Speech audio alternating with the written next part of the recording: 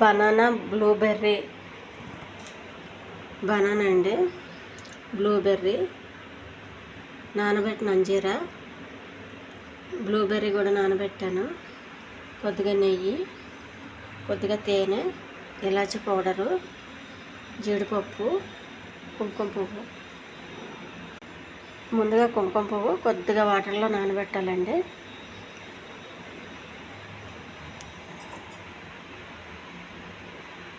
కొంచెం ఎక్కువ వద్దు.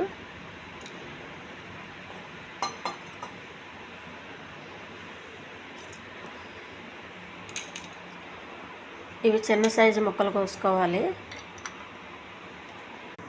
మిక్సీలో వేయాలండి, చిన్న సైజు కోసుకొని. ఈ బ్లూబెర్రీ కూడా వేసేయాలి ఇందులో. మిక్స్ చేసుకోవాలండి, ఆ రెండు కలిపి. మిక్స్ అయ్యిందండి, ఇది పక్కకు పెట్టుకోవాలి. ఈ అరటిపండు ముక్కలు కూడా వేయాలండి.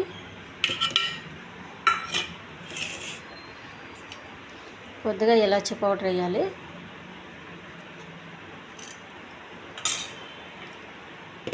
మళ్ళీ మిక్స్ చేయాలి.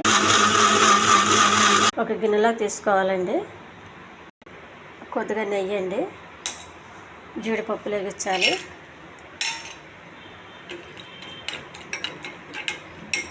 కొంచెం దోరగా వేగించాలి.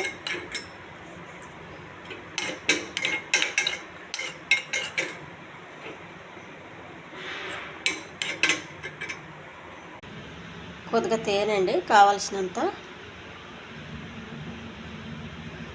స్వీట్ ఎక్కువ లేకుండా చూసుకోండి. వేగించి పెట్టుకున్న జీడిపప్పు, ఈ కుంకుమ పువ్వు వాటర్ అండి కొద్దిగా.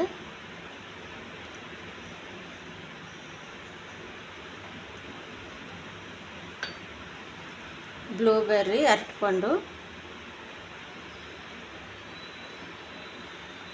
కొంచెం తేనె, కొంత జీడిపప్పు అండి, అంజీరా.